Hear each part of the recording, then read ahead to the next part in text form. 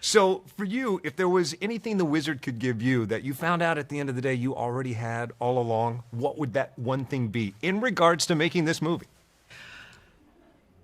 I would say the heart and the emotion of what I felt when I first saw it on stage. I would hope that this movie gives wonder and curiosity to some kid out there, and I would hope that that would be in this movie. You're no stranger to big sets. Like, you are probably the preeminent person that's doing it practically on the Yes. day.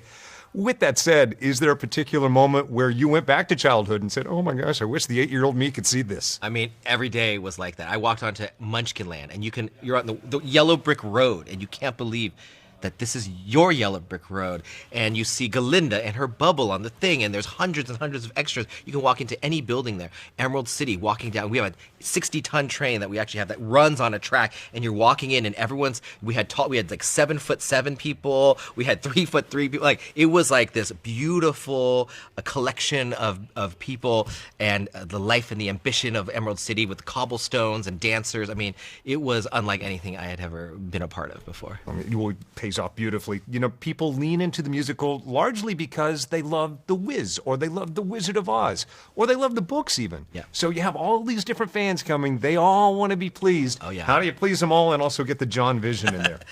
You can't please them all.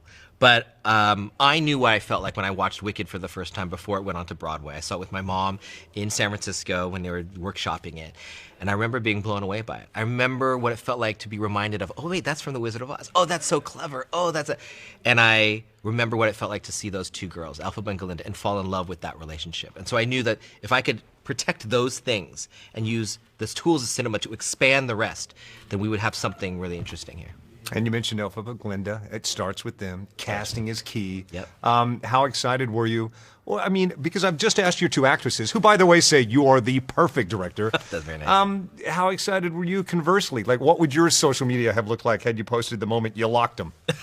I'm really glad we found each other. We couldn't have made this movie without the two of them. We wouldn't have made this movie if you couldn't find those two. Like, very specifically, at this moment, Cynthia speaks a soul into Elphaba's words that we've heard so many times. That makes this a necessity right now.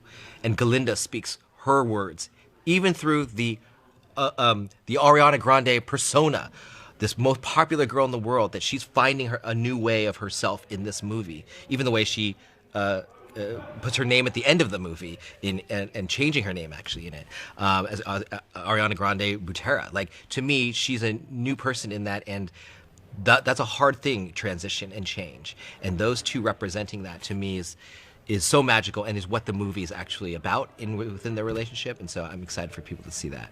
And so, forgetting scenes, because they're all brilliant, if there were one screen grab that represents the moment in time in this movie where it exceeded your expectations. Exceeded the Exceeded. expectation? I mean, it's a simple one. It's not like a big flashy moment. It's the moment she puts on the cape on her, and there's the perfect circle, but there's the cracks in the windows, so the O's and the Z's, and what Elphaba does in Oz is bring these cracks and sharp angles, and it's the two ladies, and there's the broomstick in between, and she's like, come with me. And Galinda can't go with her, and she can't say that she's not going with her. And that moment, the look between the two when they realize that they're gonna not be together, is heartbreaking for me, and is what we built this whole movie around.